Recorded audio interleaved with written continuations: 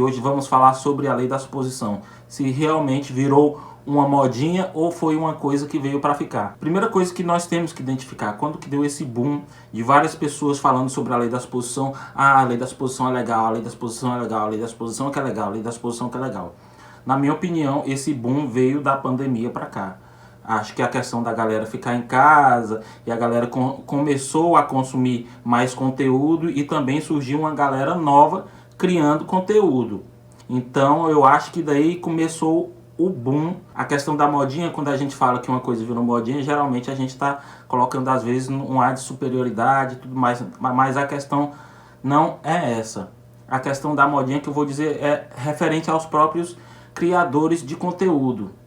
De um tempo para cá, se você for observar, alguns criadores de conteúdo estão mudando a sua abordagem justamente para tentar chegar na galera nova que chegou, que se identificou muito mais com a lei da suposição do que com a lei da atração, digamos assim. Então esse movimento está acontecendo até agora e de pessoas que antes não falavam também de pessoa específica, né? Porque pessoa específica também virou uma modinha, certo? Lembrando que se você não me conhece, eu desde 2022 já começo falando de pessoa específica.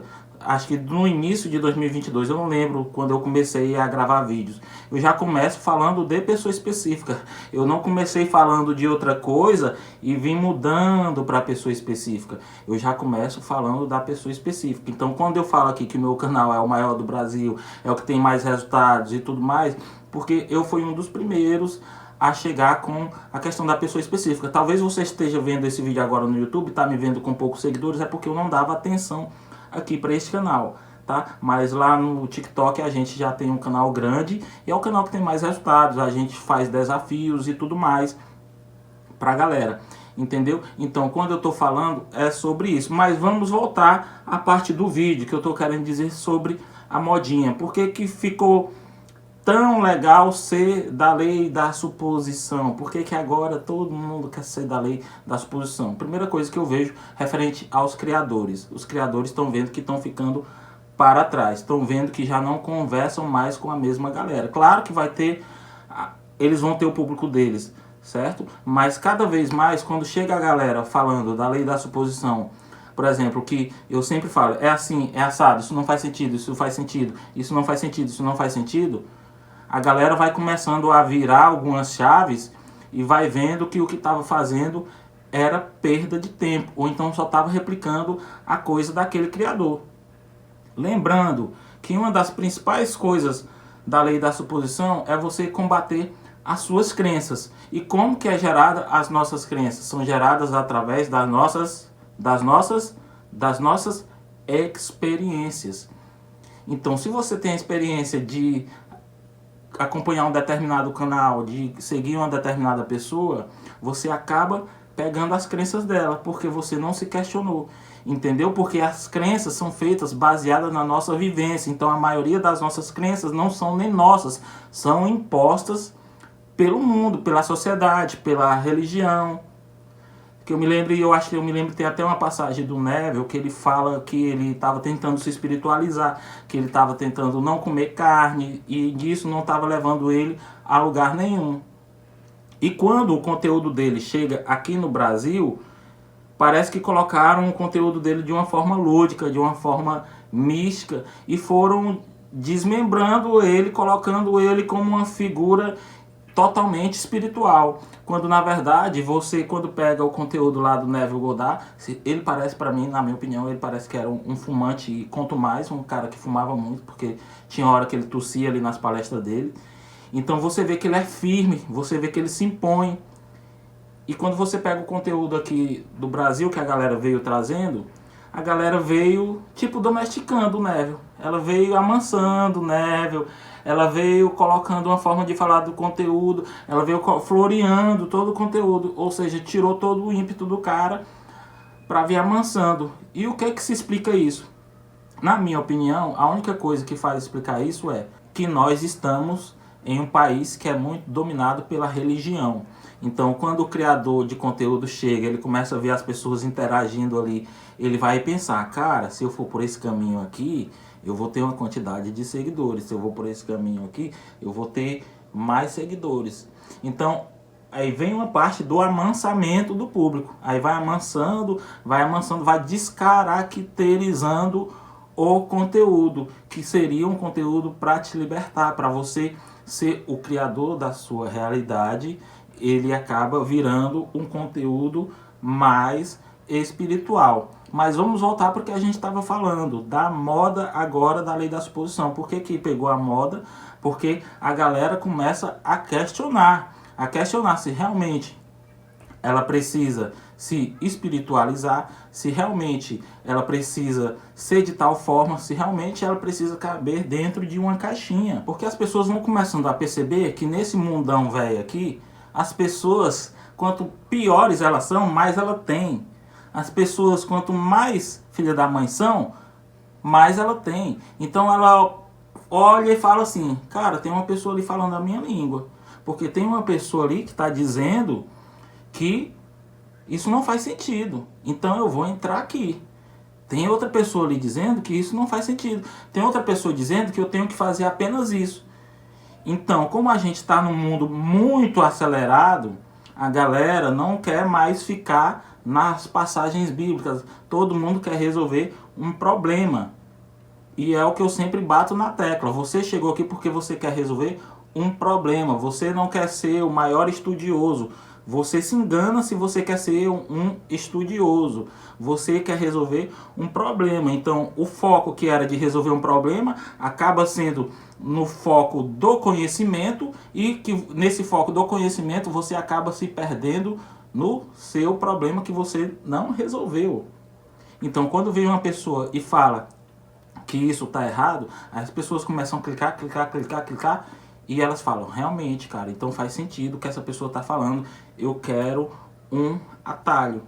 Então, um monte de coisa já foi moda aqui no Brasil, né? Se você percebe, o Ho'oponopono já foi moda, o Grabovoi já foi moda, o não sei o que já foi moda. A única coisa que eu acho que nunca foi moda aqui no Brasil foi por onde eu comecei. Eu comecei pela EFT, né? Se você não conhece, EFT é sobre bater em alguns pontos e tudo mais. Hoje eu até discordo do ponto da EFT, que é alguma liberação, porque ali estudando a programação neurolinguística, eu acho que você está mais gerando âncoras. Mas não vem ao caso agora, e eu não quero que você disperse a sua atenção. Não vai atrás do que é isso, por favor. Apesar de que eu falando para você não ir atrás é a mesma coisa que está mandando, né? Então, por favor, não faça isso. Então vamos lá, voltando para o assunto.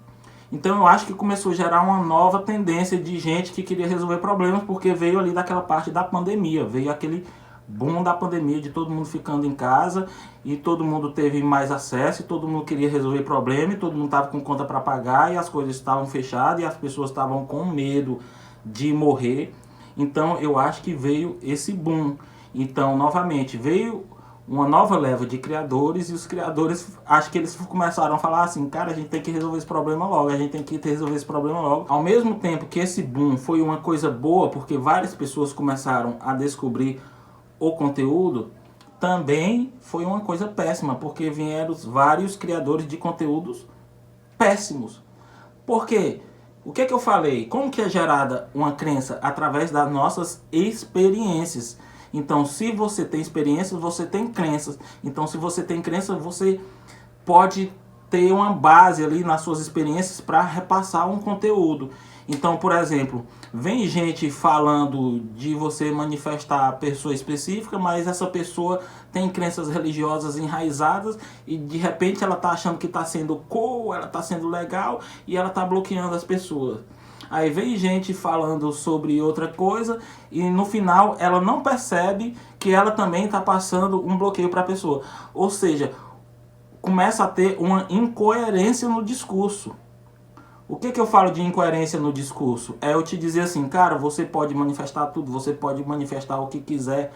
Aí de repente você fala assim, mas aí... no caso, você tem que fazer isso aqui. Se você não fizer isso aqui, você não manifesta. Ah, mas aí no caso você tem que fazer isso aqui. E não é uma coisa que esse criador de conteúdo está passando baseado na vivência dele. Porque eu vou te falar, quando eu falo, eu tenho 20 anos de praia, É porque eu já toquei na noite, eu já fui porra louca, eu já fui do rock, eu já tive cabelo loiro, eu já fiz nevô, eu já fiz um monte de coisa. Ou seja, eu tive um monte de autoconceito. Eu tive vários autoconceitos. Eu já fui da zootecnia, eu andava de botina. Então, quando eu cheguei na zootecnia que eu andava de botina, eu tive que escolher. Ou eu usava brinco, ou eu andava de botina. As duas coisas ali naquele momento não iam me caber. Então, hoje, por exemplo, eu sou um jogador de vôlei de praia. Eu jogo vôlei de praia. Então, quando você me vê gravando vídeo aqui de blusa regata, é porque o fato de eu ter me tornado jogador de vôlei de praia faz com que as minhas roupas mudem. Então, eu começo a manifestar várias situações, pessoas, lugares e ambientes. Então, quando você encara tudo como manifestação, você simplesmente não abre a câmera para gravar conteúdo falando bobagem, apenas replicando o que as outras pessoas estão falando. Aí eu falo aqui, treinador favorito, eu estou falando baseado no que eu vi. Eu vi gente cheirando tan, usando maconha e manifestando. Eu vi não, eu vejo, você vê. Aí de repente vem uma pessoa e fala pra você que você não pode fumar, que não sei isso. Ou seja, ela tá destoando do cara que falou sobre isso. O Neville falou lá que ele estava querendo se espiritualizar, não estava comendo carne. E o Abdullah falou para ele, isso não vai te levar a lugar nenhum. Isso só vai te levar a ser um trouxa. Então, quando você coloca esse monte de bloqueio dessas coisas, quando você vai passando o conteúdo sem você olhar para a vivência, porque é a vivência que faz você ter experiência, gerar crenças, então aí sim, aí vira uma modinha, apenas uma modinha. Então se eu vejo outra pessoa passando conteúdo, eu tenho que pelo menos ter o senso crítico. Será que é isso aqui mesmo? Então eu me identifico, ok, não me identifico, vou pelo menos me questionar, será que tem alguma outra forma? E se você é criador de conteúdo, você tem a obrigação de ser coerente no seu discurso. Se você não é coerente no discurso, você é apenas um besta que está replicando besteira. Então, quando eu falo que é modinha, é referente a isso, porque criou-se, veio um boom, mas ao mesmo tempo veio muita gente falando bobagem, veio muita gente colocando as suas crenças, justamente a crença da mansidão, a crença da mansidão que foi colocada aqui no Brasil, foi colocada uma crença da mansidão, que se você não é manso, que se você não medita, que se você não... Mas eu também não falo, não só aqui no Brasil, né, porque a maioria das coisas veio de fora. Não sei se vocês estão entendendo onde eu quero chegar, que eu quero fortalecer esse pensamento. As nossas experiências fazem as nossas crenças, e as nossas crenças geram os nossos resultados. Então, se a gente vai passar um conteúdo, tem que ser baseado na nossa vivência e não na vivência de outras pessoas. Então, quando o treinador favorito fala: meu filho, você pode fumar, meu filho, você pode beber cachaça, meu filho, você pode sair com quem você quiser, meu filho, você pode ter mais de 2 pessoas específicas, meu filho, você pode ir numa festa de swing, meu filho, você pode ir no show do Natanzinho. É, porque são baseados nas experiências do treinador favorito, porque vê pessoas manifestando e eu próprio manifestando. Quando eu saí da questão da vibração, de que vibração não servia para manifestação, foi justamente porque eu via que eu mesmo estando numa vibração, mesmo eu estando péssimo, mesmo eu estando de ressaca, mesmo eu estando jogado na rua, eu consegui manifestar.